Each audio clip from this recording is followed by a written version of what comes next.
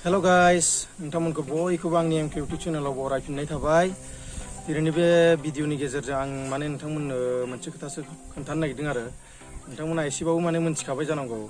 माने आंनि माने YouTube चेनेलाव माने मोनसे मिउजिक भिडिअ फैगासिनो दङ। बे मिउजिक भिडिअनि नामानो जाबाय आंनि सिमाङाव।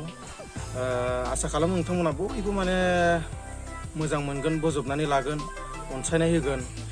नोंथांमोना बयबो माने आंनि बे YouTube चेनेला गोदानसो आरोना, ओंखायनो नोंथांमोना माने चेनेलखौ माने साबस्क्राइब खालामदो, बेल आइकनखौ थुनानै होदो, लाइक शेयार खालामनानै होदो बेसेबां हायो आरो माने मिउजिक भिडिअ फैयैनि आवगाय माने जाहाथे माने बयबो नुनो मोनो आरो भिडिअखौ। आरो बे साननैसोनि गेजेरावनो माने टिजारखौबो होनो नागिरदों आरो नोंथांमोना नुनो मोनगोन, नेबाय थादो।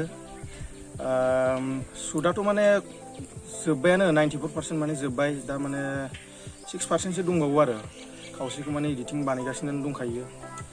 माने बै मे मासनि माने बिदिनो 10 तारिखसोनि आवगाय होनो हायो ना हाया नाजानोसै। नोंथांमोना माने नेनानै थाबाय थादो। गोजोन्थों। बयनिसिमबो आंनि मोजां मोननाय आरो खुलुमनायखौ जासिहरबाय।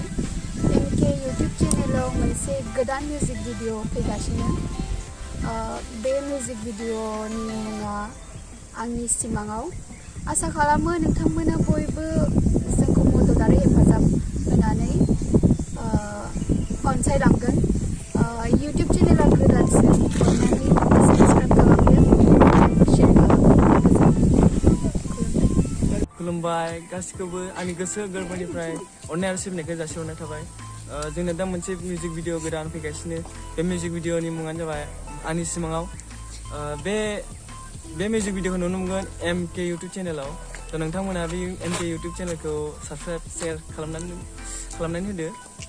आसा खालामो नोंथांमोना बे एलबामखौ नायगोन होननानै आंनि गोसो गोरबोनिफ्राय मिजिंथिनाय थाबाय। आरो आं गोजोननाय मोनदों जोंनि बे MKनि अनारा माने जोंखौ बे एलबामाव खाबु होनायनि थाखाय। आरो जाहाथे जोंबो एसेबां माने पपुलार नङा आरोना, जास्ट फिसा फिसौ, आरो जोंनाव इमान माने गिदिर प्रफेसनेल शुट खालामग्रा जेबो गैया। दा जोङो फिसा फिसौ जे हायो, जोंनि जा आइडिया दं बेजोंनो शुट खालामनाय जाबाय। दा नोंथांमोनाबो बे एलबामाव माबा मोनसे गोरोन्थि जायोब्ला नोंथांमोनाबो गोरोन्थिखौ निमाहा होनानै जोंनि मिउजिक भिडिअखौ अनसायनानै लागोन।